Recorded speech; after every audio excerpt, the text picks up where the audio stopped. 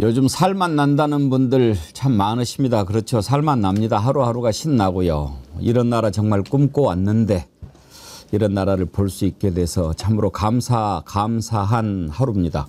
일단 먹고 살만 해야죠. 경제가 말이 아니니까요. 이재명 대통령 지금 경제 살리기에 올인하고 있는데 정말 방향 제대로 잡았지 않습니까? 100년 만에 한 번 올까 말까 한 기회인 것 같습니다. 놓치면 안 됩니다. 우리가 힘을 모아줍시다. 많은 분들이 신이 난다 그런 글 보내주셨어요. 이은주님요. 참 신기합니다. 대선 전 일주일은 쇳덩이라도 단 듯 느그적 갔는데 대선 후 일주일은 날개라도 단 듯 쌩쌩 달려서 벌써 목요일이네요. 세상이 바뀌는 게 느껴지고 대한민국이 환골 탈퇴 중인 것이 보이거든요. 고로 요즘은 마냥 행복하기만 합니다 하셨는데요. 그러시죠. 변함없이님, 앵커님 100만 정어리가 함께하면 됩니다. 오늘도 뜨겁게 응원합니다. 우리가 함께 합시다. 백구님, 백운계 선생님 뉴스만 봐도 배부른 세상입니다. 의리. 참 3년 동안 뉴스 안 보시던 분들 요즘에 일부러 찾아서 보신다는 분들이 많아요. 김서구님, 오메 아직도 좋아요 안 누르셨다고요? 그런 분이 계세요 설마? 예, 좋아요 많이 눌러주십시오. 오늘 함께 하실 세 분 패널 소개합니다. 오늘 마침 경제 이야기부터 해야 되는데 경제 전문가들 나오셨습니다. 윤경호 퓨처미디어 연구소장님, 안진걸 민생경제연구소장님, 그리고 우리의 마스코트 신유진 변호사님 어서 오세요. 네, 안녕하세요. 예. 안진걸 소장님. 네. 단벌 신사인 줄 알았는데 양복이 한 벌 더 있었어요? 예, 티셔츠하고 예. 바지하고 자켓하고 예. 새 시대 맞게 예. 더 깔끔하게 예. 더 대중적으로 더 장만을 유연하게. 하셨습니까? 예. 우와. 오늘은 제가 뭐 그동안 윤석열, 김건희 일단 고발했던 것도 이렇게 수십 장 한번 갖고 와봤습니다. 예. 정말 많은 고발했더라고요. 근데 지금까지? 예, 네. 그거 뒤집어졌네. 고발보다 더 중요한 예. 게 새 시대 깔끔하게 국민 통합으로 경제 발전으로 민생 회복으로 이 고발도 다 뒤로 하려고 합니다. 하지만 절대 포기는 안 하죠. 참 진짜 고발 많이 했더라고요. 그렇죠? 왜 쓰셨습니다. 왜 쓰셨어요? 국고선실 예, 참 많은데. 그걸 또 모아놓으신 게 또 대단하십니다. 사실은 예. 이 고발장이 한 100개 정도 됩니다. 놀라실까 봐 오늘 한 10개만 갖고 왔습니다. 중요한 것은 정말 깔끔하게 새 예. 시대로 통합으로 발전으로 회복으로. 오늘 또 깔끔하십니다. 네. 안진걸 소장님, 제가 새 정부에 추천하고 싶은데 어디가 좋으실까요? 저는 정어리 TV 보조 MC로 주말에 백운기 TV를 한번 제가 일주일에 한 번만 진행해 보면 어떨까요? 파일럿 프로그램으로. 와우. 예, 100만. 배운기 TV 100만 갈 되기 때까지. 전까지는 꿈쩍도 하지 않겠습니다. 예. 아이, 빨리 고민되는. 만들어 주십시오. 고민되는데 이게 왜 고민되냐면 안진걸 소장님을 주말 앵커로 쓰면 평일 앵커 내 자리가 불안해질 것 같은데요. 아, 그럴 수 있습니다. 아주 예. 감사합니다. 알겠습니다. 주말 앵커는 우리 MC들 한 번씩 아니 패널들이 예. 한 번씩 돌아가면서 하면 재밌을 것 같아요. 그것도 방법이네요. 주말에, 예, 토요일 특집 같은 정도로요. 예. 주말에. 네. 하루 정도. 이때 일요일은 쉬는 게 좋은 것 같고요. 네. 근데 이제 그러면 주말에 우리 스태프들이 쉬어야 되는데. 스태프들이. 예, 그 패널들 스텝도 데리고 오는 거죠. 그러면 좋죠. 한번 좀 연구해 봅시다. 아니, 우리 패널들도 지금 과로로 쓰러질 지경이어가지고. 주 4.5일 시대로 가야 되니까 예. 주말 근무는 안 되고요. 워커홀릭. 예. 근데 진짜 워커홀릭이 우리 안진걸 소장님 워커홀릭이잖아요. 예. 민생 천재, 고발 천재. 워커홀릭. 워커홀릭 80, 알코올릭 20. 예, 예. 그래도 지난 대선 앞두고 술을 상당히 자제했잖아요. 예. 자제해서 그래서 지금 굉장히 밝아진 겁니다. 제가 최근에 들었어요. 술을 많이 자제해가지고 이제 12시에는 끝낸다고. 그러기도 하고 아예 안 잡기도 하고. 이제 저희가 온몸으로 희생해서 동네 경제를 살린 시대는 지났다. 그렇죠. 이제 경제 회복, 민생 회복, 주가 회복, 투자 회복, 그다음 민생 회복 정금, 지역 화폐 이런 걸로 확 경제가 살게 해야죠. 야, 벌써부터 뜨겁네요. 녹수님, 영화배우 안진걸 배우님 명품입니다. 점점 미남되어지십니다. 신두렵님, 안진걸 주말 좋아요. 힐링 오브 지저스 주말 기대해요. 야, 조이사라님, 안진걸 소장님 말씀대로 100만 속히 갈 겁니다. 화이팅입니다. 알겠습니다. 주말 프로 한번 검토해 봅시다. 예. 100만 갈 때까지. 먹혔어. 100만 갈 자천이. 때까지. 자천이 먹혔어요. 먹혔죠. 예. 우리 정어리 추천제입니다. 제가 좀 찬물을 끼얹는 얘기 하나만 하자면 국민 예. 추천제요. 예. 딱 처음 듣는 순간 이건 좀 얻는 것보다 실이 많을 것 같다. 두 가지 측면이었어요. 예. 하나가 지금 같은 자천. 네. 유일임이 같은 작자가 없으리라는 보장이 없어요. 지 주변에 있는 온갖 사람들 동원해서 특정한 추천 사주. 예 추천 사주. 예. 물론 그 숫자가 한계가 있긴 하겠죠. 그러나 그건 장난밖에 안 되잖아요. 또 하나는 특정인을 놓고 인기 투표 해버리면 그렇죠. 그거 어떡합니까? 예. 그래서 지금 정권 초기에 이거 어느 특정한 자리를 한번 추천받겠습니다. 이건 제가 좀 공감이 갑니다. 그러나 장차관 전부 다 추천해 보세요. 그건 좀 너무 많이 나갔어요. 근데 저는 그렇게 생각하지 않는 게 지금 국민 주권 정부 아닙니까? 그리고 의견을 듣는 것이고 어디까지나 추천을 통해서 어떤 사람을 좋아하는지 가장 기탄 없이 국민들이 다 의견을 보내달라라고 하는 거라서 이제 우려하시는 바대로 뭐 정말 추천 사주가 있을 수 있을지 모르겠지만 그렇게 돼서 가장 표를 많이 받은 사람을 바로 임명한다. 이건 아니거든요. 인사 검증을 별도로 하는 것이고 그런데 의견을 내는 것조차 그런 창구를 열어놓은 것 자체는 저는 이 국민주권 시대에 맞는 어떤 방법이다. 그래서 각자 의견이 있으면은 다 이거를 제출할 수 있고 내 목소리가 전달될 수 있다니 이런 것만으로도 저는 효능감이 있다라고 생각이 들고요. 그래서 가끔 내 주변에 좋은 사람이 누가 있나 이런 생각도 다시 한번 해보게 되고 제가 추천을 실제로 하진 않지만 제가 이렇게 날카로운 어떤 비판적인 안목을 가지신 우리 윤경호 소장님도 추천할 만한 곳이 있다. 네. 감사원이라든지 이런 데 굉장히 어울리시잖아요. 맞습니다. 네네. 네, 그래서 감사원. 네. 그렇죠. 우리 윤경호 이제 소장님 말씀하신 거냐면 진짜로 추천을 그 붐업을 시키는 분들이 있긴 하더라고요. 그룹이. 예. 그러니까 특정 그룹과 특정인들이 어디에 누굴 확 뭐라 하는 것은 이제 사실은 국민 여론을 조성하자는 취지는 맞지 않죠. 그래서 그런 건 좀 절제하고 자제할 필요가 있고 이 제도를 지금 운영하는 담당하는 분들도 그런 점 좀 감안해서 실제 정말 자발적인 국민들이 전국적으로 각계각층에서 곳곳에서 이렇게 몰아서 누군가가 이렇게 기획해서 추천한 게 아니라는 건 그분들 중심으로 잘 이렇게 전달이 되고 또 그렇다고 해서 또 바로 되는 게 아니잖아요. 그러니까요. 또 바로 인사 인기 투표로 해서 검증하고 되는 게 정책 아니니까. 검증하셔야 될 테니 아무튼 새 정부 초기에 이 주가 올라가는 것과 국민들이 여기저기 의견을 낼 수 있는 거 그다음에 이제 문재인 정부 때 정말 인기 있었던 청와대 청원을 윤석열이 없애버렸잖아요. 네. 그리고 말도 안 되는 이상한 이메일 보내는 거로 바꿔놨는데 이제 그런 국민 청원제도 국회 청원과 함께 행정부 청원제도 이렇게 두 개 청와대 청원 다시 이렇게 부활시키는 거 굉장히 의미는 있다고 봅니다. 예. 포레버님 추천한다고 다 해주는 거는 아니잖아요. 검증을 하니까요. 그런데 요즘에 제가 그런 말씀을 한번 드리고 싶어요. 이재명 대통령한테 워낙 기대가 크고 또 이재명 대통령이 잘하고 있으니까 뭐를 얘기해도 그냥 다 칭찬해주고 싶고 밀어주고 싶고 그런 마음 다 있으시죠. 저도 그렇습니다. 그런데 이런 것은 좀 이렇게 해야 된다. 좀 조심할 필요가 있다. 이런 시각 있을 수 있거든요. 그런 거를 넓게 받아줘야 됩니다. 맞습니다. 예. 그렇지 않으면 오히려 여러분 위험할 수 있어요. 이재명 대통령이라고 신입니까? 그런데 잘하고 있는데 힘을 밀어주는 것이 물론 중요하지만 지금 윤경호 소장님이 말씀하신 것처럼 이러이러한 부분은 경계할 필요가 있다. 이런 의견도 귀담아 들어야지요. 네, 맞습니다. 예. 여러분들 우리가 그게 이재명 대통령을 돕는 길입니다. 맞습니다. 그러니까 박수 칠 때는 박수 치지만 너무 또 뭐 이런 부분 괜찮을까? 그런 의견 많이 내주세요. 그래야 우리가 전달할 수 있죠. 시계도 보십시오. 맨 처음에 이제 나중에 알고 보니까 안 맞는다는 얘기는 아니더라고요. 그게 뭐 꼭 필요할까요? 이렇게 물어본 건데 그게 뭐가 필요합니까? 이렇게 얘기한 걸로 알고 이재명 시계에 나 없다. 뭐 이렇게 얘기를 했는데 다시 정리를 했잖아요.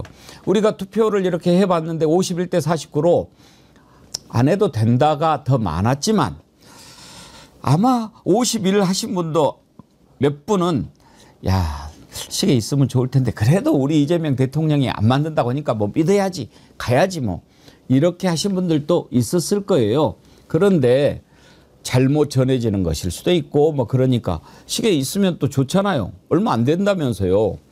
그 뭐 가성비 좋은 시계 만들면 뭐 한 3, 4만 원 정도면 되는 네네. 것일 수도 있죠. 원가로 따지면 뭐더 뭐 원가야 뭐. 근데 또 대통령식에 내가 좋아하는 대통령 이름이 있는 그 휘장 딱 시계 차고 있으면 어떤 분은 안 차고 또 집에 이렇게 딱 또 놔둬요. 갑옷처럼. 뭐 여러 의견을 다 다양하게 내는 거 나쁘지 않습니다. 예. 이수정님, 처음으로 저도 LA에서 정어리 응원합니다. LA에서 지금 보고 계시군요. 요즘 LA 상황이 좀 안 좋던데 우리 교민들 좀 걱정이 많이 됩니다. 그리고 변함없이님께서 100만 정어리 점프 운동에 올인합니다 하면서 슈퍼챗 보내주셨는데 동참하는 분들이 이어지고 계십니다. 최송환님, 정어리 100만 점프 운동 동참. 락님께서 정어리 100만 점프 운동 동참합니다 하면서 슈퍼챗 보내주셨는데 예, 여러분 감사드립니다. 더 힘내서 100만 정어리 빨리 가도록 하겠습니다. 자, 그러면 어제 이재명 대통령이 한국거래소를 방문했습니다. 거래소 방문한 시점이 마침 2,900선 돌파한 날이었어요. 그래서 한국거래소 직원들 표정도 더 밝고 그랬는데 분위기도 아주 즐겁게 시작하더라고요.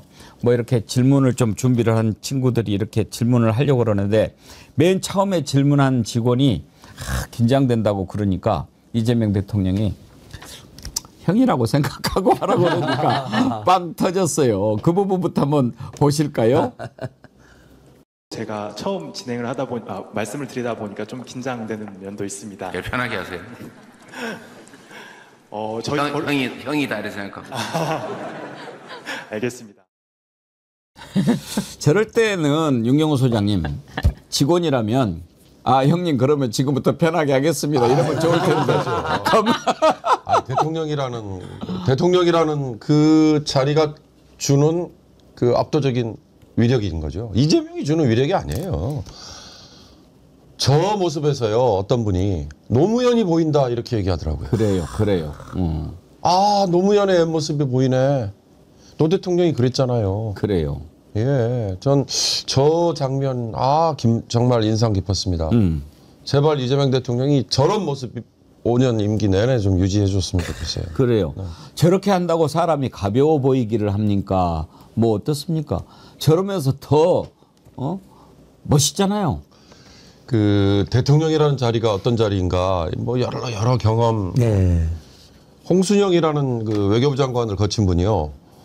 과거 어느 정권에 외교안보 수석을 했습니다. 그분이 대통령이라는 자리란 곁에 있기만 하는 걸로 그냥 녹아 들어가 버린다. 그 자리가 주는 그 권위와 위험 때문에. 근데 이제 그런 거를 저런 말씀 한마디로 충분히 이렇게 완화해주고 예. 상대방에게 마음을 열어주는 걸 보여주는 거잖아요. 정말 어제 저 한마디가 형이라고 생각하세요라는 예. 저 한마디가 그러게요. 연출되지 않은 거 당연한 거고 이재명 대통령의 평소의 모습이 딱 녹아들어 있는 거더라는 생각이 들더라고요. 안진걸 소장님은 어제 이재명 대통령 한국거래소 방문한 거 어떤 의미가 있다고 생각하시는지 나를 형이라고 생각하면 편하게. 예, 우리 은경님, 우리 정월 형님들 한번 제 말씀 드리겠습니다. 저는 저 국회에서 야당 대표님들, 천하람 대표님, 김용태 대표님 잘 모시겠습니다. 그러니까 국민들 또 쓴소리와 반대 심지어는 심한 방금 전까지 선거 때 어마어마한 모욕과 거친 음해와 공격을 자행했던 이들한테까지도 깍듯이 대하고 잘 모시겠다 했을 때 절대 빈말이면 그렇게 할 수가 없다. 진짜 진정성 있구나 느꼈는데 그다음에 청소노동자들 우리 경비노동을 만났죠 국회. 어제도 우리 식당에 갖고 기자님들 만났죠. 또 우리 식당에 우리 요리 노동자들 급식 노동자들하고 대화했죠. 짧지만 그런 것 자체가 굉장히 완전히 이제 국민주권의 시대 국민 경청의 시대의 상징적 변화다. 그래서 너무 기분이 좋고요. 저도 뉴스만 봅니다 요즘에. 그다음에 정빨 증권거래소 너무 잘 가셨습니다. 허니문 랠리라고 설명하기에는 어려울 정도로 지금 주가가 많이 뛰고 있고 또 주식시장에 대한 국민들의 관심이 넓어지고 있습니다. 주식 투자자들 모임에서 이재명 욕했던 사람들까지 다 가짜명으로 돌아섰답니다. 빨갱이 이재명 뭐 경제 망칠 거야. 경제는 보수가 잘하지 막 이랬던 사람들도 자기 주식이 먼저 튀니까 오 가짜면 가짜면 이렇게 바뀌었다는데 뭐 물론 중간에 또 주가가 떨어지는 일도 있을 거고 뭐 미국과의 관계 그다음에 남북 관계 이런 복잡 문제가 있어서 우여곡절이 있을 것입니다만 분명한 건 경제와 민생이 회복되는 방향을 너무 잘 잡았다. 그리고 거기에 올인하겠다라는 그 대통령의 그 강한 신념과 의지가 느껴져 가지고 지금 주식 투자하는 분들은 거의 2천만 대부분 국민들이 지금 비명을 지르고 있다. 심한 분들은. 근데 여기다가 아직 상법 개정을 안 했는데도 2,900을 돌파했거든요. 이제 상법 개정안까지 구체화되고 또 주주들을 보호하는 여러 가지 조치, 주가 조작 완전 퇴출 이러면 3천은 곧 돌파한다. 예. 예. 지금 그 코스피 주가 지수 계속 오르고 있죠. 오늘도 지금 0.49% 올라가지고 2,921.41이에요. 네. 곧 3,000 돌파할 것 같은데 주목되는 게 신유진 변호사님. 네. 외국에서 이렇게 지금 그렇죠. 사는 사람들이 엄청 늘어나고 있어요. 네. 사실 취임 첫날부터 그 외국인 매수가 이게 견인을 하면서 국내에서도 아 맞다 지금 사야 되나 보다라고 하면서 2,800을 돌파하지 않았습니까? 그 저도 ETF 이게 코스피 지수 펀드입니다. 그 지수 펀드인데 이거를 저도 이제 갖고 있다가 그걸 없애버렸어요. 그런데 맞다 나도 그거 다시 만들어야지라고 하는데 벌써 오늘이에요. 그래서 오늘 저도 ETF 계좌를 다시 만들려고 합니다. 그래서 이게 나만 늦을 수는 없잖아요. 그리고 지금 2,900 돌파했다. 지금 3년 5개월 만에 유리천장을 뚫었다라고 하는데 저는 이게 단기간에 뭐 만들어내는 그런 게 아니라 쭉 길게 본다고 보고 그리고 이재명 대통령도 코스피 5천 가자라고 하고 있거든요. 그렇기 때문에 지금 주식시장에 대한 가장 불명확했던 것들이 불공정하고 불투명한 거래들을 개선하겠다. 그리고 주식시장에서 장난치다가는 이제 아예 원스트라이크 아웃제를 실시하겠다. 이런 이야기를 하면서 더 이상 우리나라가 자본시장에 있어서만큼 뭔가를 조작하고 주가 조작을 통해서 뭔가 특정 소수에게만 이득을 발생시키고 이런 조작질이 안 통하는 나라로 돼서 이 자본의 선순환 구조를 만들려는 나라가 되는구나라는 생각을 좀 하게 됐고요. 그리고 지금 우리나라가 주가 순자산 비율이 개발도상국보다 낮다고 하는데 이것도 문제 아닙니까? 우리나라는 부동산에 대한 투자는 굉장히 높았던 반면에 주식은 불안정하다. 이거는 뭐 너무너무 이거는 마음이 안 좋아라는 생각 때문에 외국인들도 그렇고 뭐 국장 탈출은 뭐 지능순 하면서 이렇게 우리나라 국내 주식장을 굉장히 무시해왔거든요. 근데 지금은 국내 주식장이 활성화되고 있고 이 활성화가 단기간에 끝나는 어떤 이벤트가 아니라 쭉 지속될 것이다. 그걸 지켜보고 있다. 그런 것 때문에 굉장히 저도 오늘 ETF 계좌를 만들도록 하겠습니다. 주식시장 얘기를 조금 더 이따가 해보기로 하고요. 요즘에 이재명 대통령 하는 거 보면서 우리가 박수를 칠 수밖에 없는 게 자꾸 윤석열과 비교가 좀 되는 측면이 있어서 그렇습니다. 지금 일주일 딱 됐는데 윤석열 일주일 어땠습니까? 여러분 기억나십니까? 인수위 때 계속 출참하시다가 취임 첫날 한 것도 파티였어요. 그것도 신라호텔인가? 호텔 빌려가지고 그 수억 돈을 써가지고 파티하는 33억을 썼다고 뭐 세계 3대 진미를 동원하고 막 미친놈이 말이죠. 그런 세월을 살다가 지금 이런 모습 보니까 너무 우리가 다르고 그래서 기대를 갖는 거고 또 한 가지는 이렇게 보이지 않는 곳에서 수고하시는 분들을 꼭 빼놓지 않고 만난다는 거 이거 참 쉽지 않은 일입니다. 국회에서 취임 선서하고 그 국회에서 수고하시는 청소노동자 방어원들 만나서 같이 사진 찍는데 그 자세 낮추고 사진 찍는 거 보십시오. 이번에는 또 그 식당에서 그 조리하시는 분들 급식하시는 분들과 이렇게 만나서 격려하고 인사하는데 저는 저 인사하는 자세가 그렇게 마음에 들어요. 김종희님 저런 모습은 평소 몸에 배이지 않으면 절대 나올 수 없는 모습이지요. 이미 국민의 눈높이에서 소통의 준비가 되어 있는 든든하고 안심되는 모습입니다. 존경은 권위를 뺀 저런 것에서 나오는 거지요. 얼마나 저기요 뭔가 겉으로 폼내고 막 이렇게 하는 거는 안 됩니다. 안 돼요. 그런데 가서 찾아봐야 되겠다. 왜 그렇게 합니까? 저런 것에 관심이 있는 겁니다. 왜? 본인이 그런 세월을 살았고 어머니가 청소 노동자셨고 형제간들도 그런 일을 했기 때문에 더 먼저 가슴이 가고 눈이 가는 것 아닙니까? 체화돼 있는 거죠. 배려가. 누가 됐든 상대에 대한 배려입니다. 예. 상대에 대한 배려. 그게 출발인 거죠. 얘기 나온 김에 윤석열 다시 보고 싶지는 않지만 한번 비교를 한번 해봅시다. 윤석열 첫날 사진과 이재명 대통령 첫날 어땠나요? 한번 비교 사진 한번 띄워봐 주십시오.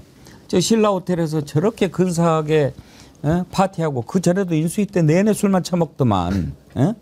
그런데 바로 사랑제에서 야당 대표들을 불러서 비빔밥으로 식사를 한 첫날 오찬거 얼마나 대비가 됩니까? 저게 바로 윤석열과 이재명의 차이입니다. 제가 윤석열 대통령 당선 딱 됐을 때 그때 그렇게 이야기했어요. 지금부터는 해야 될 일은 야당 지도자들 만나는 거다. 왜? 여소야대니까. 야당 협조 없이는 전국 운영할 수가 없다. 국정 안 된다. 그런데 낮에도 맨날 같이 친한 놈들만 만나서 김치찌개 먹니 오므라이스 먹니 막 돈가스 먹니 이것만 뉴스가 나오더라고요. 밤에는 만나겠지. 나중에 알고 보니까 밤에도 술만 처먹은 거예요. 술 처먹으려고 대통령 된 거죠. 술 처먹으려고. 지 돈 안 내고 나라 돈으로.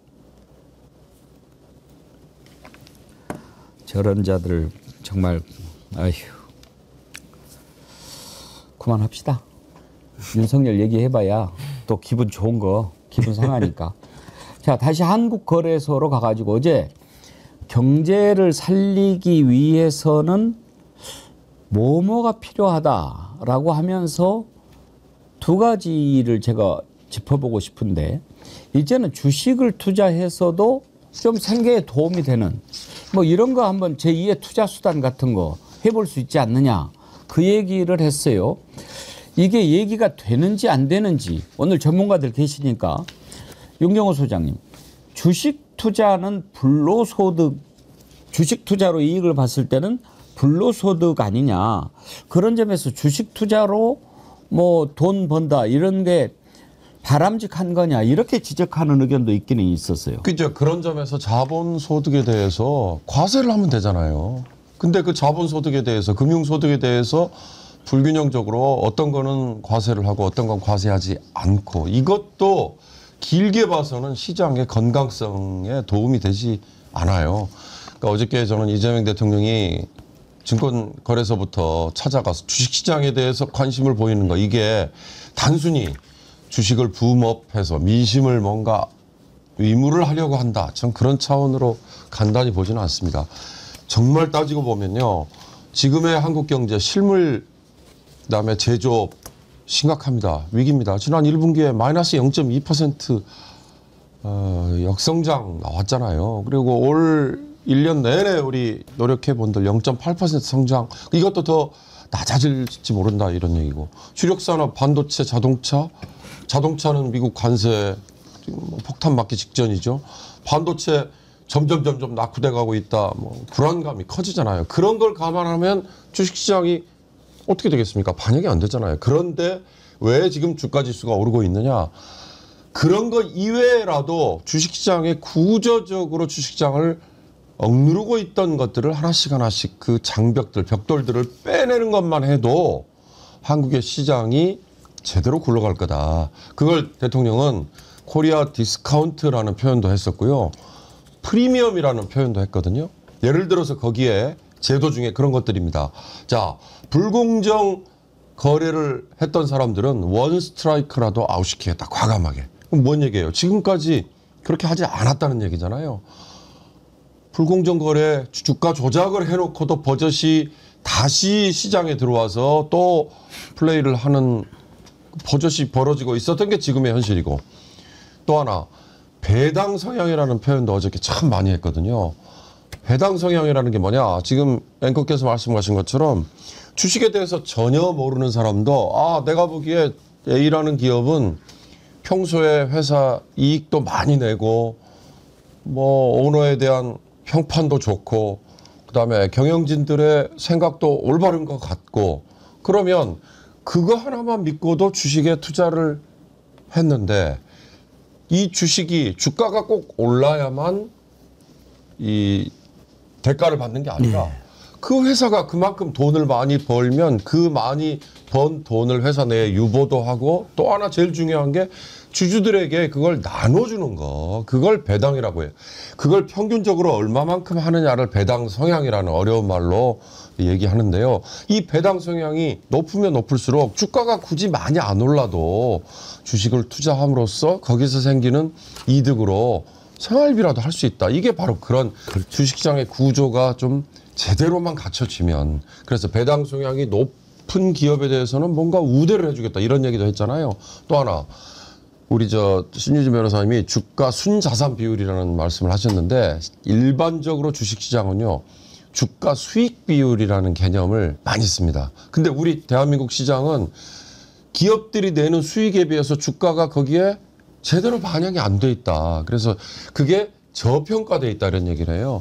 조금 수치를 동원하면 작년 12월 작년 하반기 기준으로 우리의 주가 수익 비율이 평균 한 7배에서 8배 이 정도에 머물렀을 거예요. 지금은 조금 회복이 돼서 한 9배 뭐 이 정도 10배까지 간다고 하는데 평균적으로 지난 10년간 우리가 한 10배 남짓이었다는 거거든요. 그러니까 이게 뭔 얘기냐면 상장돼 있는 기업이 이익을 한 240조 정도 내는 걸로 그렇게 작년 이제 하반기 기준이에요. 그러면 주가 수익 비율이 10배면 시가총액이 이거의 10배는 돼야 되거든요. 그럼 2,460조가 돼줘야 되는데 우리가 거기에 못 미친다는 말이죠.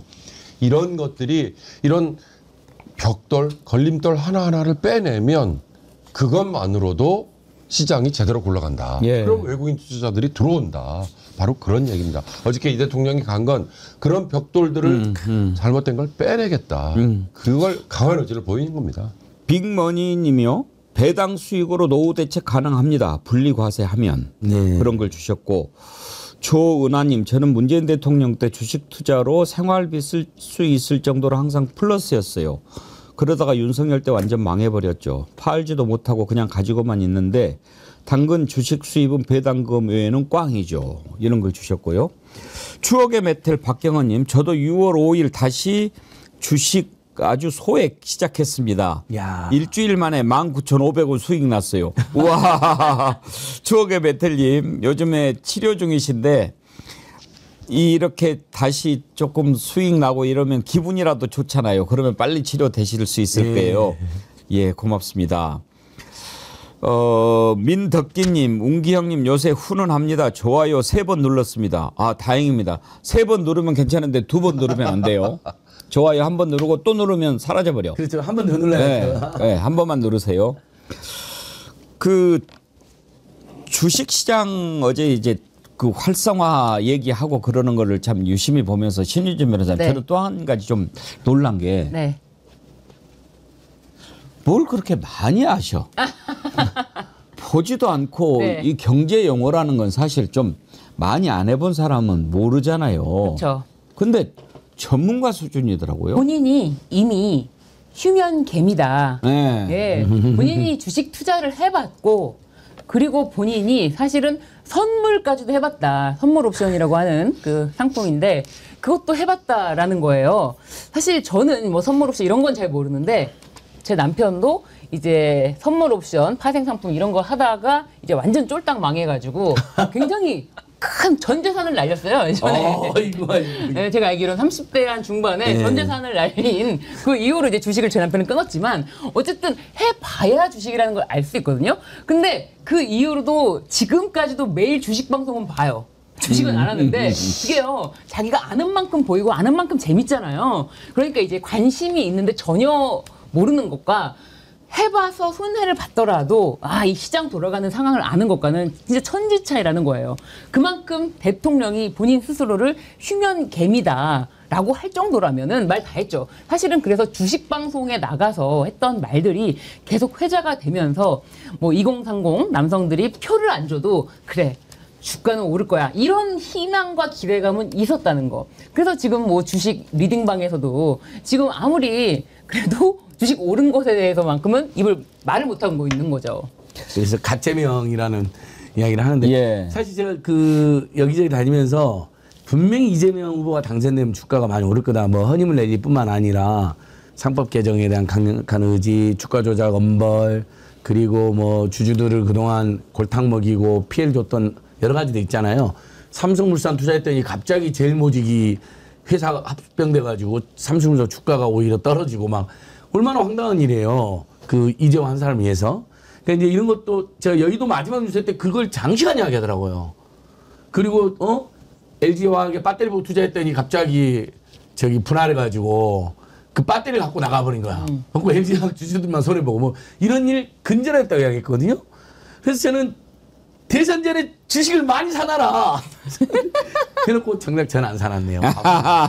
지금 많이 오르고 좋습니다. 이게 일시적인 건 아니라고 생각하고요. 정말 부동산으로 간 자금도 우리 국민들이 노후가 불안하니까 한편을 벌려고 하시는 거 이해합니다. 근데 부동산으로 간 자금은 생산력 발전이나 기업 발전은 사실 아무 상관이 없잖아요. 근데 정말 주식으로 간 자금은 기업들에게 연구 개발이라든지 또 여러 가지 투자라든지 네. 또는 생산에 직결되는 자금이기 때문에 경제도 발전하고 배당도 받고 시세 차익도 나오고 네. 이렇게 세 가지 동시에 추진할 수가 있는 거거든요. 그래서 이거야말로 진짜 선순환입니다. 이건 정말 방향 잘 잡았다. 예. 5년 내내 이렇게 갈 겁니다. 그래서 코스피 5천 주가 전문가들이 충분히 가능할 수 있다. 예. 좀 안 되면 어떻습니까? 4천이라도 돌파하면서 가면 되는 거죠. 그렇죠. 예. 뇌생남 정기님, 신유진 변호사님 남편 계좌 압수수색 해보세요. 주식 하시는 듯. 아직도. 예, 어제 이제 한국거래소 찾아가서 주식시장 활성화 방안에 대해서 여러 가지 또 의견도 경청하고 아이디어도 내고 그랬는데 한 가지 또 강조한 게 있습니다. 만약에 주식 가지고 장난치는 놈이 있으면은 이건 완전히 패가망신시키겠다. 그럴 때 눈이 더 커지더라고요. 그 내용도 한번 들어보실까요? 대통령님께서 공약으로 말씀하신 것 중 이제 불공정 거래 행위에 대한 원 스트라이크 아웃제 같은 것이 있다고 들었습니다. 핵심은 최소한 이재명 정부가 들어선 이후로는 불법을 저질러서는 돈을 벌 수 없다. 불법을 저질러서 돈을 벌면 몇 배 다 더 물어내야 된다. 엄청난 형벌을 받게 된다. 대한민국 주식시장에서 장난을 치다가는 패가망신한다. 라는 걸 확실하게 보여주는 오늘 첫날로 삼도록 하겠습니다. 네.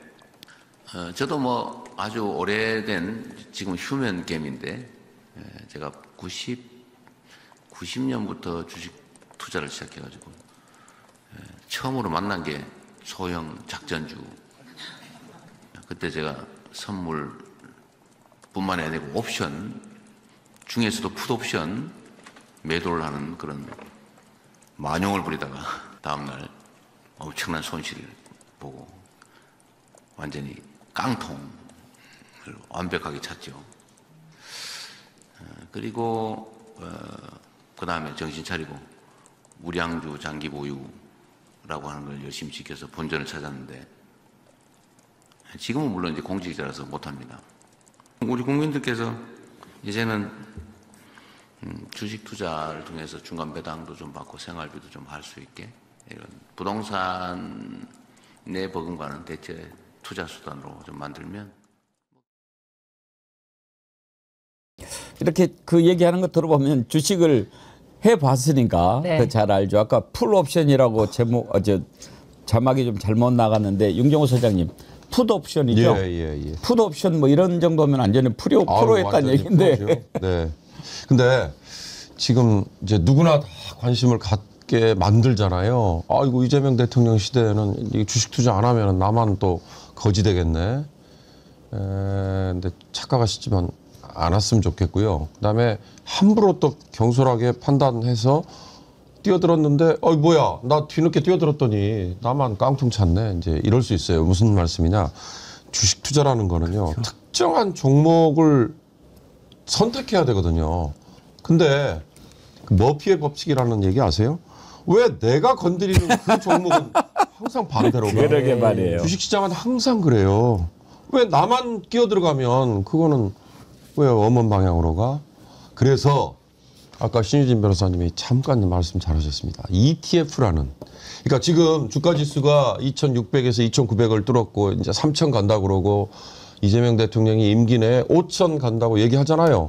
그러면 제가 지금 말씀드린 것처럼 특정한 종목을 선택하지 않아도 이 주가 지수가 올라가는 거에 대한 충분한 대가를 취득할 수 있는 그게 바로 ETF라는 상장 지수 펀드라는 게 있습니다. 그래서 주식 투자를 하고 싶으시면 빚내서 하시지는 말고요. 여윳돈이 조금이라도 있는 분이 지금 너도 나도 다 주식시장에 관심이 많다 그러네. 이거 나도 한번 동참하고 싶어. 이런 분은요. 특정한 종목 좀 골라줘. 이런 얘기 묻지 마시고 이 주변에 있는 금융회사에 찾아가셔가지고 이 상장 지수 펀드 ETF라는 거에 돈을 좀 나도 넣고 싶다. 그러면 친절하게 안내를 해드릴 거예요. 이런 정도 하면 지금 전반적인 분위기에 같이 올라탈 수는 있다. 제가 그 말씀만 좀 드릴게요. 예. 네, 그렇습니다. 제가 전혀 모르거든요. 제 남편은 뭐 이미 선물까지 하고 압수수색 한번 해봐야 될 것 같아요. 구매도 하고 뭐 그랬다는데 하여간. 그러니까 주식 투자는 리스크가 있는 거기 때문에 예금과 적금은 아니죠. 그동안 이제 문제된 게 리스크가 있는 상품들을 뭐 ELS 사태 같은 거 보면 마치 예적금처럼 네. 팔았고 큰 문제가 되지 않았습니까? 후손이 채권. 그래서 기본적으로 자기 책임하에 진행하는 것은 늘 우리가 염두에 두시되 다만 이렇게 이제 시장이 발전하고 확장되고 주가 상승하는 국면에서 이렇게 지켜만 보고 있다가 후회하는 것보다는 비투를 권할 수는 없지만 무슨 비투하는 분도 있지만요. 이렇게 정말 조금씩의 여유자금 또 티끌들 또 모아가지고 이광수 복덕방 대표님이 유명한 아시아 애널리스트 뭐 그 최고상도 받고 냈는데 비투까지는 권하지 않지만 어쨌든 작은 투자부터 시작해도 그게 큰 투자가 된다고 여러 번 강조하시더라고요. 또 투자를 하게 되면 경제정책이나 사회문제에 관심을 많이 가지게 된다는 거예요. 국민. 그래서 투자를 하게 되면 정치 참여를 자연스럽게 하는 경향도 있다는 맞아요. 거죠. 굉장히 사회적으로도 그게 그 유명한 그 현상을 만들어낸다는 겁니다. 예. 또 한 가지 중요한 게요. 지금 주식시장이 활성화되고 있는 가장 큰 이유로 외국 자본이 들어온다고 말씀을 드렸지 않습니까? 왜 들어오겠습니까? 단순히 대통령 하나 바뀌었다고 막 들어오는 겁니까? 보는 거죠. 전망이 좋구나. 그런데 그동안에 지금 3년 6개월 만에 2,900선을 회복을 했는데 윤석열 때 왜 외국 자본이 빠져나갔습니까? 가장 큰 이유는요. 저는 그렇게 봅니다. 제자가 맨날 술만 처먹고 경제 안 보살피니까 이런 것도 있지만 우리나라 상황을 매우 위험하게 보는 겁니다. 지금 이번에 특검이 내란, 외환 다 같이 보는 건데 얼마나 북한을 자극했습니까? 뭐 완전히 때려봐 막 이런 식 아니에요. 무인기 보내요, 뭐 건드려요, 풍선 보내요, 확성기로 방송해요. 그러면은 외국에서 봤을 때 아이고 저 한국 언제 전쟁 날지 모르겠는데 거기에다가 누가 어떤 사람이 투자를 하겠습니까? 안 하죠. 그래서 지금 이재명 대통령이 주식 됐다고 해서 주식이 살아나는 것도 있지만 이제 남북관계 긴장이 완화되고 평화가 될 거야. 그렇게 되면 일단 신호가 여러 가지가 있었어요. 후보 시절부터 대표 시절부터 남북 간의 긴장 완화를 얘기했고 그다음에 지금 유력한 통일부 장관 후보자도 개성공단을 만들었던 정동영 의원 아닙니까? 이런 것들이 신호지요. 그런데 어제 우리가 그동안에 계속해왔던 대북 확성 방송을 중단을 했어요. 이게 이제 물론 표현은 중지라는 표현을 썼더라고요. 왜냐하면 중단하면 딱 끝난 것 같은데 북한 하는 거 봐가지고 이렇게 할 거니까 일단 중지 이런 표현을 썼는데 일단 중단한 거죠. 그런데 그 반응이 오늘 바로 왔어요. 북한에서 그동안에 얼마나 대남 방송 틀어댔습니까? 근데 그것도 막 귀신 나오는 소리 막 이상한 소리 아주 들으면 잠을 잘 수 없는 그런 소리로 그렇게 접경 지역 주민들을 괴롭혔는데 이분들이 이제 어제 밤부터 아무런 소리가 안 들렸다니까 얼마 만에 잠을 제대로 주무셨겠어요. 정말 감사한 일이죠. 북한이 일단 호응하는 겁니다. 이렇게 남북 간에 이제 평화 무드가 조성이 되네. 이렇게 되는데 이재명 대표가 작년에 이 부분에 대해서 지적을 했어요. 왜 멀쩡한 휴전선을 건드리냐. 뭔 때문에 그러냐. 이렇게 질타를 한 적이 있거든요. 그 내용 한번 들어보시죠. 아프리카 무슨 뭐 이런 데 지원하는데 100억 불? 그거는 없어지는 돈이지만 대한민국 골목 상권의 지역화폐로 지급하면 세금으로 되돌아오고 경제 규모 커지고 국민들 소득 늘어나고 동네 골목 상권 활성화되고 영세 자영업자들 매출 늘어나고 밀린 이자도 좀 갚고 폐업도 좀 미루고 그럴 수 있지 않습니까? 확 싫지도 않은 유전에 5천억씩 1조 원씩 퍼볼 돈은 있으면서 아프리카에 100억 불씩 원조할 돈은 있으면서 이 동네 골목에 이게 폐업하고 이자 못 내서 카드론 빌리러 다니고 사채업자한테 매달리고 그러다가 가족들 껴안고 죽고 이러는 거 안 보입니까? 돈이 아깝습니까? 부자들 세금은 왜 깎아줍니까? 몇 천억씩 영업이익 생기는데 법인세 깎아주면 나라 경제 삽니까? 전 세계 가장 많은 비율로 사람들이 스스로 목숨을 끊지 않습니까? 그 이유가 뭡니까? 먹고 살기 어려워서 그런 거 아닙니까? 왜 멀쩡한 휴전선의 벌집은 건드립니까? 그런 거 건드려서 군사적 긴장 격화되고 혹여라도 군사 충돌 발생할 가능성이 높아지면 투자 줄어들고 경제 나빠지고 주식시장 주가 떨어지고 경제 위축되고 민생 나빠지고 일자리 사라지고 그러지 않습니까? 있는 긴장도 완화하기 위해서 노력해야 될 판에 왜 없는 긴장을 만들어서 자극을 합니까? 정치는 왜 하며 권력은 왜 갖습니까? 놀고 즐기자고 국민들한테 이런저런 약속하고 권력 위임받습니까? 불필요한 생때나 쓰고 권력 주었더니 보복이나 하고 이 나라를 무슨 개인 사유물로 이기는 것입니까? 이재명 대통령 더 말해서 뭐 필요 있을까? 저는 저기에 모든 국정 철학이 담겨 있고 앞으로 국정 방향이 담겨 있고 그런 거라고 생각합니다. 사실 저 영상을 올린 많은 분들은 이재명 단단히 화났다 뭐 이렇게 올리던데 정말 분노할 수밖에 없는 거죠. 윤석열 때 하는 거 보고. 윤경호 소장님. 그런데 왜 어떻게 해야 평화가 오고 그 평화가 곧 우리나라를 살리는 거다라고 하는 것을 저거보다 더 자세히 보여주는 말이 어디 있습니까? 그렇습니다. 그러니까 대북 전당이라고 그랬잖아요. 그러니까 일부 탈북자 단체에서 한다는 걸 과거 보수 정부에서 그걸 뭐 방치했죠. 어떻게 보면 부추겼죠. 대북 전단을 북쪽으로 날리기 시작하는 작업에서부터 시작이 됐어요. 그런데 그 대북 전단에 김정일, 김정은 그다음에 뭐 온갖 뭐 폐악질 뭐 이런 것들이 담겨서 날아간다. 그건 좋아요. 그런데 문제는 그 전단이 북한 쪽에 제대로 날아간 게 아니라 휴전선 접경 지역에 있는 우리 주민들 마을에 그게 떨어지고 우리 주민들에게 피해를 준다. 이제 여기서부터 내부의 이제 뭐라 그럴까 갈등 내지는 내부의 이 절제 이런 목소리들이 좀 나오기 시작했죠. 그걸 또 보내니까 북한이 어떻게 했습니까? 쓰레기 오물 폭탄이라고 그래가지고 그걸 또 보내왔잖아요. 그런데 정작 북한에서 내려오는 거는 북에서 남으로 불어오는 바람 덕분인지 뭐 그게 뭐 대통령실 상공까지 날아올 정도로 위협을 줬지 않습니까? 이런 것들이 아까 이재명 대통령이 벌집을 건드렸다고 얘기했는데요. 그 벌집을 건드렸다는 거에서부터 남북 간의 쓸데없는 긴장이 점점 커지는 거죠. 그리고 또 하나 중요했던 게요. 9.19 군사 합의가 무산돼 버린 이후에 가장 심각한 건 뭐냐면 남북 간에 하트라인이 사라져 버린 겁니다. 그래서 어느 쪽이든 간에 오발 사고 또는 잘못된 의도하지 않은 총기 격발 그리고 그게 포가 쏴졌을 때 이거 잘못된 거야 라고 즉각 알릴 수 있는 채널이 차단됐잖아요.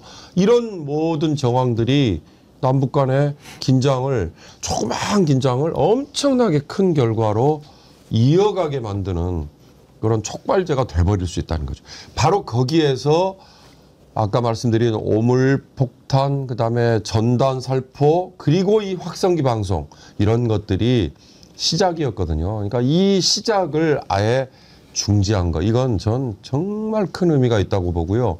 이거는 북한에게 뭔가 우리가 뭐 제스처를 보냈으니 너희들도 뭐 반응을 보여라. 이걸 떠나서요. 접경 지역 주민들을 위해서도 우선적으로 했어야 됩니다. 저는 그것만으로라도 이건 무조건 했어야 되는 거다고 생각합니다. 당장 달라지는 거 보십시오. 북한이 호응하고 나서지 않습니까?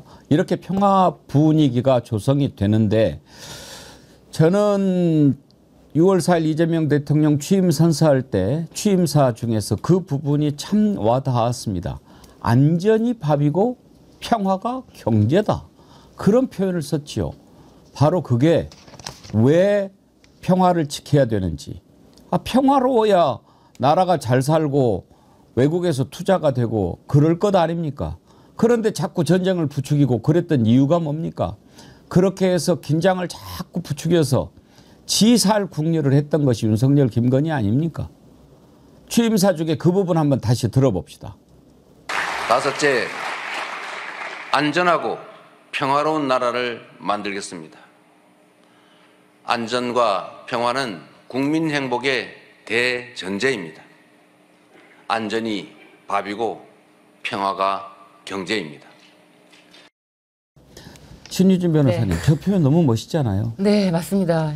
저는 저 표현과 민생 철학을 보면서 정말 오직 민생, 오직 국민, 이 생각이 들더라고요. 정말 오직 국민을 위한 국민의 어떤 정말 살림살이, 민생을 걱정하는 사람이 대통령이 되었구나. 이제 드디어 우리도 살만 나는 대한민국 국민으로서 다시 한번 좀 뭐랄까요? 우리나라 국뽕이라고 하잖아요. 국뽕을 한번 느껴볼 수 있겠다라는 생각이 들고 이제 경제가 살아야 모든 나라의 어떤 맥이 흐른달까? 피가 흐르는 느낌이잖아요. 인생 바닥부터 정말 주식 시장까지 전부 우리나라의 먹거리 산업이 활성화되고 또 한 가지가 이제 민생뿐만 아니라 뭐 K 문화까지 전부 다 통틀어서 이거를 해외로 수출하는 그런 거를 활성화시키겠다고 약속하지 않았습니까? 그래서 좀 더 기대가 되는 지금 막 시작이지만 1년차, 2년차, 3년차 그리고 5년차가 되면 그 완성형이 좀 보여지면서 그때가 되면은 또 얼만큼 우리나라 위상이 국제적으로 올라가 있을까 그런 생각까지 듭니다. 예. 평화가 경제다. 사실 우리가 이제 평화가 곧 민생이요. 평화가 곧 안보요. 사실 전쟁 나면 다 죽는 거잖아요. 그럼요. 국지전만 나도 대한민국 여러분 상상을 초래할 인명의 피해와 어마어마한 경제 파괴가 있습니다. 그냥 지금 투자한 주식 전부 다 백지장 내는 겁니다. 근데 뭐 돈 문제를 떠나고 그냥 사람이 죽는 겁니다. 무조건 전쟁은 안 되고 어떻게든 북한이 정말 문제가 많고 까다롭고 말도 안 되는 행동도 하지만 대화하고 때로는 당근도 주고 때로는 채찍도 하면서 정말 지럽게 소통해야 되거든요. 근데 이번에 딱 대북 확성이 중단하니까 이제 북한 호응이 있고 접경 지역의 지자체장들이 일제히 환영을 하고 나섭니다. 국민의힘 군수들까지 강화군수 국민의힘입니다. 윤석열 때는 한 말 못하고 있다가 이야기하는 거 보니까 좀 속상하긴 하지만 그래도 괜찮습니다. 너무 환영한다. 이제 북한도 호응해달라 이렇게 호소하는 입장을 국민의힘 군수가 강화군수가 국민의힘인데 이제서 주민들한테 할 말이 생겼다고 자기가 그동안 윤석열 여권에 좀 이야기 좀 하지 이렇게 되는 겁니다. 그래서 이게 이제 반통령의 국민 모대 대통령으로 하는 거거든요. 예. 이런 조치는 더 가속화되고 금강산 관광 개성공단 정말 저는 미국을 어떻게든 우리가 설득하고 또 북한을 잘 설득해서 다시 꼭 재개해야 된다. 그때로 돌아가야 됩니다. 남북 모두가 경제가 살 것입니다. 근데 우리 이재명 대통령 일을 겁나게 하다 보니까 밑에서 참 힘든 분들 많을 거예요. 제가 몇 차례 이야기했습니다. 뭐 한 자리 하고 싶어서 뭐 여기저기 추천하고 자천 타천 막 이렇게 바라는 사람들 정말 정신 똑바로 차려야 된다. 그리고 웬만한 각오 아니면은 이재명 정부에서 일할 생각 하지 말아야 된다. 왜? 이재명 대통령이 정말 일 열심히 하는 분 아닙니까? 그 밑에서 하려면은 어젠가 오늘 아침인가 어떤 뉴스를 보니까 재미있는 게 일주일인데 강훈식 대통령 비서실장, 강유정 대통령실 대변인 얼굴이 완전 변했다고. 뭐 속된 말로 썩었다고 뭐 그런 영상들이 이렇게 나와서 비교를 하던데 보니까 정말 초췌해졌습니다. 쉽지 않죠. 그런 대통령 밑에서 일하는 게. 근데 어제 대통령실 직원 한 명이 과로로 쓰러졌다고 해요. 그래서 밤늦게 이재명 대통령이 격려하고 위로하는 그런 글을 페이스북에 올렸는데 한번 보실까요? 조금 전 대통령실 직원이 과로로 쓰러졌다는 소식을 접했습니다. 안타까움과 더불어 무거운 책임감을 느낍니다. 맡은 일은 걱정 말고 건강 회복에만 집중해 주었으면 합니다. 그러면서 오늘도 각자의 자리에서 맡은 바 소임을 다하고 있을 대통령실 직원들과 각 부처의 모든 공직자 여러분 진심으로 고맙습니다. 여러분의 노고와 헌신에 존경을 표합니다. 이렇게 위로를 하셨는데 저는요 저기에서 또 하나 놀란 게 저 글을 올린 시간을 한번 보십시오. 밤 11시 45분입니다. 아이고 신유진 변호사님 네. 도대체 잠은 언제 자는 겁니까? 그러니까요. 이재명 대통령이 그래서 비서실장을 뽑을 때도 가장 강인한 체력을 보여줄 수 있는 사람을 그런 것도 저는 안배에 뒀을 거라고 생각을 들고요. 이재명 대통령이 하시던 말씀이 본인이 체력이 타고났다고 합니다. 저 체력이 타고난 사람을 따라가려면은 옆에 사람들은 부지런히 정말 노력해야 되고 스스로 건강 챙겨야 되고 정말 영양제라도 먹어야 됩니다. 네. 그래서 거기 그 지난 대선 때 수행실장했던 홍정민 전 의원도 페이스북 글을 올렸더라고요. 그 정말 새벽같이 일한다. 뭐 보고서 뭐 각종 일단 시민들이 보낸 텔레그램을요 보내본 사람은 알아요. 다 읽어요. 아마 수천 명, 수만 명이 보내지 않을까요? 근데 다 읽고 어떤 경우는 하트 표시도 보내줘요. 근데 진짜 바쁘면 하트 표시는 안 하더라는데 저는 저한테만 하트 표시인 줄 알았더니 아주 많은 사람들이 받았더라고요. 뭐 저도 가끔 우연히 했는데 건강이 걱정될 정도로 일을 열심히 합니다. 이건 사실입니다. 근데 저도 이제 개인적으로 좀 인연이 있으니까 체력이 좋으세요. 그다음에 낙관적으로 잘 돌파해 상황을. 그건 참 우리 국민에게나 이재명 정부에게는 행운이죠. 건강한 지도자, 몸도 마음도 건강한 지도자가 참 좋잖아요. 그래서 그건 정말 행운인데 저렇게 새벽까지 막 밤늦게 일하시면 본인 건강에 문제가 있을 수 있으니 그걸 또 잘 챙겨야 된다. 이런 이야기도 오늘 홍정민 전 의원이 하셨더라고요. 네. 강훈식 비서실장이 그 직원 병문안을 네. 갔다 왔다고 기사가 떴더라고요. 인사검증 업무를 담당하는 직원인데 지금 그 자리가 제일 바쁜 자리죠. 그렇죠. 아이고 참. 하여튼 열심히 일하는 대통령 하려면 정신 똑바로 차려야 될 겁니다. 윤경호 소장님. 건강은 뭐 두 분이 말씀하셨으니까 저는 이재명 대통령 아까 앵커께서 디테일에 어떻게 저렇게 강하냐 이런 얘기 하셨잖아요. 그 지금 대한민국 대통령이 되는 이 과정에 여러 트랙들이 있지 않습니까? 예를 들어서 국회에서 국회의원 하고 그걸 근간 바탕으로 된 분도 있을 수 있고 또 이재명 대통령의 모습처럼 시장을 거쳐서 도지사를 거쳐서 대통령까지 가는 거. 그러니까 국회의원이라는 자리, 제가 이걸 뭐 폄훼하려고 하는 얘기 아닙니다. 근데 국회의원이라는 자리는 디테일이라는 걸 경험하기보다는 그리고 책임을 져보는 거, 이런 거보다는 뭐 워치독처럼 옆에서 간섭하고 질책하고 어떻게 보면 훈수꾼 역할을 하는 거가 더 주된 일이 아니었을까라는 생각이 드는데 시장이나 도지사는 본인이 모든 걸 다 책임을 져야 되잖아요. 그러니까 밑에 있는 과장, 주사들이 어떤 일을 하는 것조차 파악을 하고 있어야 인사권도 행사할 수 있고 실제 지시도 할 수 있고 질책도 할 수 있는 거. 그래서 앞으로 이 대한민국 대통령이라는 자리에 가는데 이재명 대통령이 보여준 이 시장, 도지사를 거쳐서 가는 이게 그 디테일의 어떤 그 충실함 이것 때문에 하나의 어떤 모델도 될 수 있을 것 같다. 이 트랙의 하나를 확실하게 보여주는 거 아닌가 이런 생각이 좀 들더라고요. 예. 박한라봉님, 김포 하성에 사는데요. 밤이고 낮이고 시끄러워서 잠을 못 잤는데 지금은 조용해요. 아유, 정말 이분들 얼마나 고생하셨는지 말로 할 수가 없어요. 밤에 잠을 잘 수가 없대요. 귀신 소리, 막 뭐 유리 긁는 소리, 온갖 소리를 다 했다는 거예요. 제가 실제로 탄핵 집회에 나갔을 때 이제 거기 무대에 올라오시는 분들, 저도 사실은 무대에 올라오라는 제안도 받았지만 저는 한 번도 올라가지 않았거든요. 왜냐면 그분들 목소리를 듣는 자리다라고 생각을 해서 갔는데 그렇게 접경 지역 주민들이 올라오셔서 고통을 호소하세요. 정말 너무 살 수가 없어서 살 수가 없어서 여기까지 올라왔다. 네, 정말 우리 집 소가 완전히 지금 뭐 그렇죠. 이산하고 네. 뿐만 아니라 정말 살 수가 없다. 하루도 이틀도 견딜 수가 없어서 제발 윤석열 탄핵 이거 바라기 하러 왔다라고 하시는 분들도 있는데 그만큼 그분들은 그 생활 자체가 완전히 엉망이 됐던 건데 이제와 정상으로 돌아가는 과정이라고 보여집니다. 예, 정말 그 대남 방송 그거 좀 윤석열 김건희 잠자는데 틀어주고 싶은데 또 그 아크로비스타 주민들이 뭔 죄입니까? 그래서 주식장 오늘은 조정인데 잘 될 거다. 먹고 자고님. 배동호님, 우리나라 주식은 저평가되어 있으니까 투자 많이 해주세요. 이런 말씀도 주셨고요.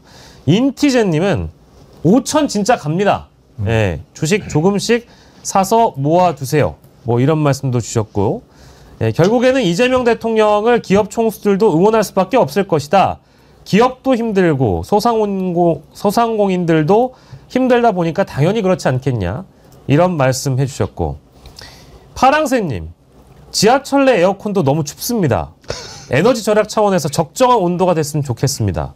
저 아까 요거도 먹었어요, 댓글로. 근데 뭐 절약해야지.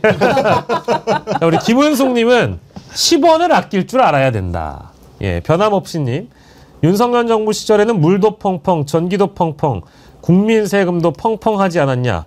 이런 말씀까지 주셨습니다. 예, 여러분들의 소중한 댓글 감사드리고요. 예, 자, 그 양당의 원내대표 이야기를 좀 해보도록 하겠습니다. 원내대표, 지금 현재 박찬대 원내대표 물러갔고요. 또 권성동 원내대표 물러갔습니다만 이제 각 당의 원내대표 누가 되는가? 민주당의 경우에는 오늘까지죠?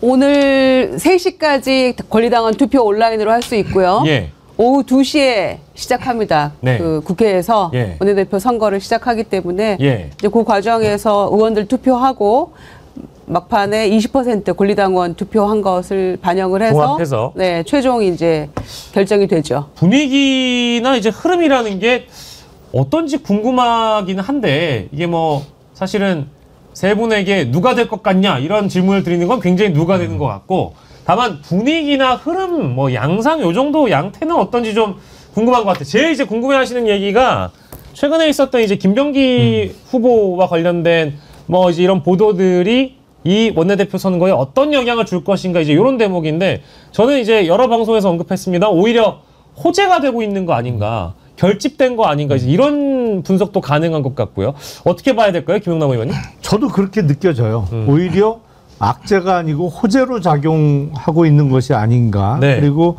그게 최근 일도 아니고 아주 오래전 일인데 왜 하필 원내대표 선거를 목전에 두고 그런 녹취 파일이 또 공개가 됐느냐. 그래서 그 배경이나 이유에 대해서 한 번 더 생각하는 분들이 많아진 것이 아닌가 싶고요. 예. 원래 그 원내 선거 결과 예측하는 게 제일 힘들다고들 말을 합니다. 다 틀리죠, 사실은. 정치권에서는. 못 왜냐하면 맞춰요, 예. 지금 여기는 그 권리당원 20%가 포함되어 있습니다만 80%는 현역 의원들의 투표 결과잖아요. 예, 예. 그러니까 현역 의원들이 근데 일종의 최악의 유권자들이에요. 도대체 속을 알 수가 없어요. 예, 그렇죠. 예. 그렇기 때문에 예측이 제일 힘들고 예. 지금 서영교, 김병기 두 후보가 각자 그 예측하고 있는 득표수를 합치면 예. 한 250표 넘게 나올 거요. 아, 그래요? 왜냐면 지금 현역 의원이 173명이잖아요, 민주당에. 네. 근데 각자 자기가 이 정도 표를 받을 거라고 예측하는 거 합치면 250표 이상 나올 거예요. 왜냐면 다 다 찍어준다 그러니까 와갖고 그쵸, 그쵸. 철석같이 약속을 하거든요. 예, 근데 이제 그거 내심 모르는 거고. 그렇지. 결과 나와봐야 아는 네. 건데, 말은 다, 내가 우리 후보님, 당연히 이번에 원내대표 되셔야지, 이렇게 말씀하신다는 거 아닙니까? 아유, 그렇게 뭐 하나요? 내 표는 당신 거라고. 어떻게 좀 바라보고 계세요, 우리 김종욱 교수께서는? 저는 질문이 좀 그래서 어느 분이 될 것인지 여러분들에게 물어보는 건 누가 되냐고 말씀하셔서 누가 되는 걸 두 번이나 물어보지 이렇게 얘기. 제 말자 이해가 안 돼요. 일단 그래서 네. 모르겠어요, 진짜 이건 왜냐하면.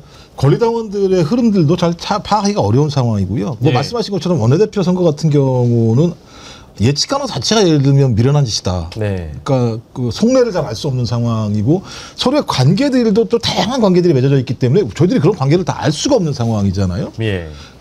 그래서 제 생각에는 몇 번 출렁인 것 같아요. 맨 처음에는 한쪽 후보에게 좀 쭉 갔다가 그거 아닌 것 같은데 다시 또 내려왔다가 또 말씀하셨던 것처럼 이제 최근에 그 다시 사건 김병기 의원에 대한 문제가 발생해서 조금 더 이동하고 있다가 근데 또 그것도 또 공백이 있잖아요. 어제 오늘 공백이 있어서 저는 더 중요한 건 이제 공개를 할지 안 할지 제가 정확히 제가 확인 못 해봤는데요. 권리당원들의 숫자가. 근데 저는 권리당원들이 이번에 상당히 많은 효능감을 느꼈을 거라고 생각을 해요. 자기들이 원내대표 선거에도 우리가 참여해서 나름대로 여론들을 만들어내고 그 여론들이 국회의원들한테 어떤 형태로든 영향을 미칠 수 있다라고 하는 측면에서 민주당은 권리당원들의 정치적 효능감들을 느낄 수 있게 했다라는 측면에서 국회의원들 같은 경우도 마찬가지입니다만 이제 내부에 있는 의원들만의 관계뿐만 아니라 당원들과의 관계도 상당히 중요하게 생각할 수밖에 없겠구나라는 생각이 들어서 상당히 좀 참여 민주주의라고 하는 측면에서 중요한 진전들이 만들어지고 있다라고 하는 측면이 있다. 저는 그래서 이걸 더 중심으로 봐야 한다는 생각이 들고 뭐 김병기 의원이 되시던 서영교 의원이 되시던 저는 뭐 두 분 다 잘하실 거라는 생각이 들고 또 떨어진다고 하더라도 떨어진 분도 함께 도와서 열심히 해야 된다라고 하는 권리당원들의 또 요청도 분명히 있을 거라는 생각이 들어서 오늘 저녁이 되면 확인되겠죠. 그렇습니다. 부산 이대희님은 김병기 의원은 서영교 의원보다 인지도가 낮았는데 이번 사태로 뜬 거 아니냐 이런 말씀도 주시고요.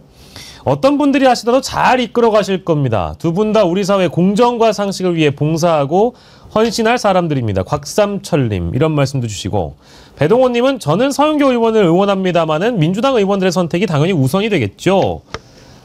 두 분 다 좋습니다. 이런 의견도 주시는 분이 계십니다만 선수로는 김병기 의원이 3선이고 서영교 의원이 4선이시고요.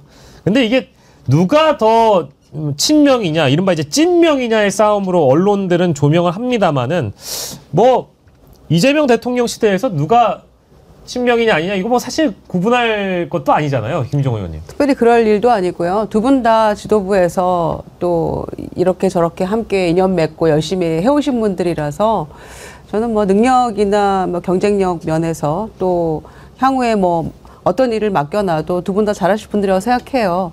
그래서 의원들 간에 뭐 함께 일했던 경험, 또 친서 관계, 또 개인적으로 특별히 더 어떤 인연 이런 거에 상당히 많이 좌우가 되거든요. 그래서 어떻게 몇 표인지는 아마 발표 안 할 것 같아요. 그래서 결론이 어떻게 날지는 모르겠습니다만 한 가지 조금 낯설었던 풍경은 이를테면 원내대표 후보로 나와 있는데 판세 분석을 언론에서 하는 거는 뭐 대체적으로 합니다. 누가 뭐 이렇기 때문에 유리하고 뭐 계파가 어떻기 때문에 유리하고 이런 뭐 과거 뭐 했던 경험이 있기 때문에 유불리를 따지고 이런 건 많이 하는데 과거에 이미 무혐의 났던 그런 부분을 가지고 이게 무슨 뭐 장관 인사청문회도 아니고 말이죠. 이렇게 키워서 막 하는 거는 저는 사실 처음 봤어요. 그래서 아마 당원들이 더 관심 갖고 지켜보신 게 아닌가 생각하고 저도 굉장히 열기가 높더라고요. 저는 어제 오전에 사실은 온라인 투표를 하려고 들어갔는데 안 열려요. 맞아요. 그래가지고 기다렸다가 방송 5시 방송 직전에 투표하고 들어갔거든요. 방송을. 그래서 굉장히 열기가 높구나, 참여 열기가. 그건 분명히 느꼈습니다. 뜨겁긴 합니다. 원내대표 선거 바로 직전에 이제 이른바 이제 검증 보도가 나온 것도 저도 처음 봤고요. 그리고 권리당원 투표가 또 20%가 처음 들어가기 때문에 그만큼 또 당원들의 관심이 더 드높기 때문에 지금 댓글로도 많은 의견 주고 계십니다. 김병기로 기선제압하고 다음에 서영교로 가자. 또 이제 서영교 의원에 대한 지지를 호소하시는 분들도 또 계신 것 같고요. 아무튼 민주당에 능력자가 많아서 좋습니다. 뭐 응원합니다.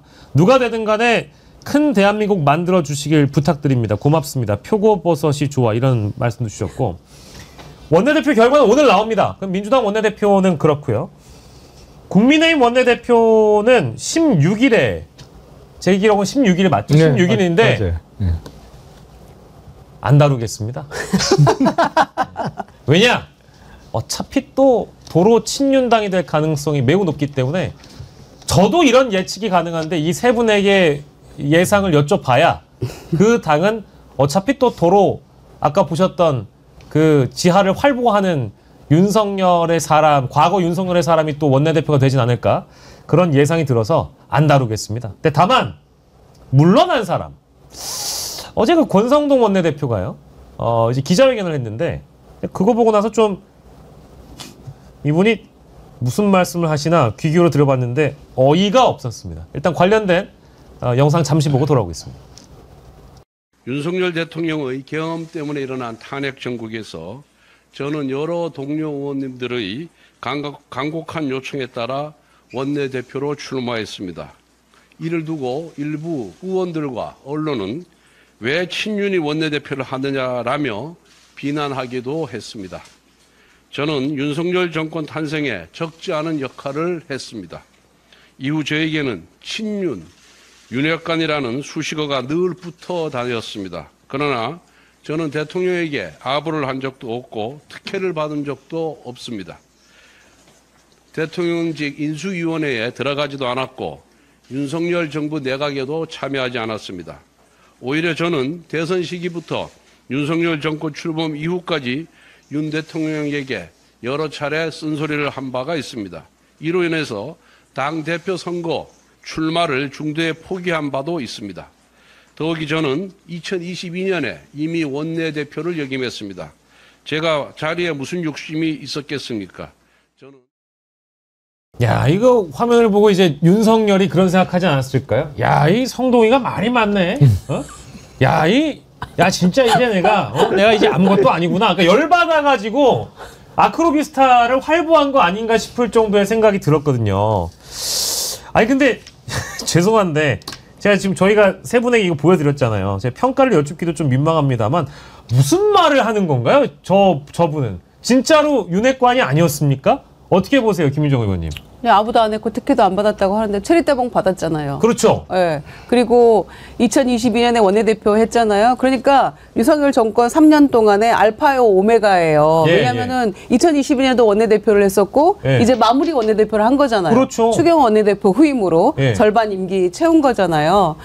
그런데 핵심적인 역할을 다 해놓고 이제 와서 아니라고 한들 국민들이 사실은 아니었어? 이렇게 얘기를 하겠습니까? 그러니까 이 정권과 나라 망친 주범 중에 한 명인데 본인 저렇게 무슨 뭐 독배를 마셨다는 둥 내가 뭐 최선을 다했다는 둥 후회는 없다는 둥 이런 얘기가 뭘 이제 와서 무슨 소용이 있겠어요. 더군다나 개혁을 위한 의총까지 이 취소시킨 당사자 아닙니까? 본인이 무슨 권리로? 그래 놓고는 우리가 여전히 원팀이어야 된다 이런 얘기를 하고 있기 때문에 여전히 미몽에서 깨어나지 못한 한 사람을 마지막으로 보는 듯한 그런 느낌이었죠. 예, 김영남 의원께서는 어떻게 보셨습니까? 어떤 꿍꿍이가 있길래 저런 얘기를 하는 걸까요? 차라리 안 하는 게 나을 뻔했어요. 그냥 조용히 퇴임하는 거로 하는 게 나을 것 같고 그러니까 주장하는 바는 그거 같아요. 나 크게 뭐 덕본 거 없어. 내가 당대표도 못했고 윤석열 정부에서 내가 총리를 해보기로 했어. 장관 한 자리를 얻어갔기로 했어. 나는 뭐 득을 본 게 없다. 이 취지를 주장하는 건데 윤핵관 자체가 어마어마한 득을 본 겁니다. 사실은. 정권의 실세다라고 소문나면 일단 만나자는 줄이 끝이 안 보일 정도로 길어져요. 그렇잖아요. 그래서 그거 한번 중독된 사람은 못 끊어요. 그래서 항상 권력 옆에 제일 먼저 다가가는 스타일들이 생기는 거예요. 왜냐면 해보니까 너무 좋거든. 근데 자기가 뭐 총리도 못 해봤고 장관도 못 해봤고 내가 당대표도 중도에 포기했으니까 나는 뭐 아무것도 얻은 게 없어 라는데 그 얘기를 듣는 국민들은 뭔 소리 하는겨. 그렇죠. 그 얘기가 나올 수밖에 없어요. 그러니까 차라리 저 기자간담회를 안 하고 아유 내가 이제 그만둔다라고 그냥 소셜미디어에 저 이제 그만둡니다 한마디 하든지 아니면 아예 그것도 안 하고 조용히 물러나는 게 차라리 나을 뻔했어요. 그러니까요. 뭘 잘했다고 기자회견까지 하면서 사퇴 기자회견을 해요 지금. 아니 저는 뭐 그럴듯한 얘기 할 줄 알고 봤다가 뭔 소리 하나 해가지고 계속 보는데 이게 뭔가 싶어가지고 아니 뭐 이제 와서 이런 얘기 한들 뭐 달라지는 게 있겠습니까? 김종욱 교수님. 저 얘기해야 돼요? 제가 볼 때 이제 연착륙하려고 하는 것 같아요. 권력 연장의 꿈인 것 같고요. 그러면서 하나 걸어놨잖아요. 비상계엄은 위헌 위법했다라고 하는 것을 명백히 밝힌다고 얘기한 걸 보면 또 다른 권력을 연장하기 위한 연착륙으로서 저렇게 던져놓은 거라는 생각이 들어서 정신 못 차리고 있구나라는 생각이 들고요. 정신을 못 차리는 게 이재명 정부 국정운영에 도움이 되는 건지 안 되는 잘 모르겠어요. 그러니까 건강한 야당이 존재한다라고 하는 건 의미가 있다는 생각이 들고 국민들도 그런 것들을 통해서 견제균형을 할 수 있다라고 생각을 하긴 하는데 저렇게 정신머리 없이 지내는 것도 어찌 보면 이재명 정부가 속도감 있게 위기 상황들을 돌파하고 국정 운영을 잘 할 수 있는 또 배경이 될 수 있다는 생각이 들어서 그냥 저러쳐라 이런 생각이 들기도 해요. 그러니까 국민의힘에서 법사위원장 자꾸 달라고 하는데요. 전반기 국회가 아직 끝난 게 아니기 때문에 지금 법사위원장 임기는 사실 민주당에게 남아있는 게 맞다. 뭐 이건 사실이니까요. 근데 이 야당이라는 게 견제를 한다라는 야당이라는 게 뭐 정상적이어야지 뭐 법사위원장을 뭐 관행에 따라서 뭐 고려를 해보거나 할 거 아니겠습니까? 고려해서도 뭐 저는 안 된다고 봅니다만 자꾸 저런 식으로 이제 목리를 부리니까 일단 정상이 되고 나서 좀 얘기를 하자. 뭐 그런 생각이 좀 들었습니다. 오늘 정말 많은 분들과 함께 백운기 앵커님의 빈자리를 함께 저를 채워봤습니다. 저도 채웠지만 우리 세 분의 패널이 함께 채워주셨고 또 더불어서 여러분들이 댓글로 풍성하게 채워주셨습니다. 권성동이 윤핵관으로 아주 활약이 대단했지. 꿀 빨고 달 빨다가 이제 와가지고 새 사람 된 척한다. 뭐 이런 댓글도 주시는 것 같고 여러분들 오늘 금요일 방송 함께해 주셔서 대단히 감사드립니다. 깨어있는 시민의 조직된 힘입니다.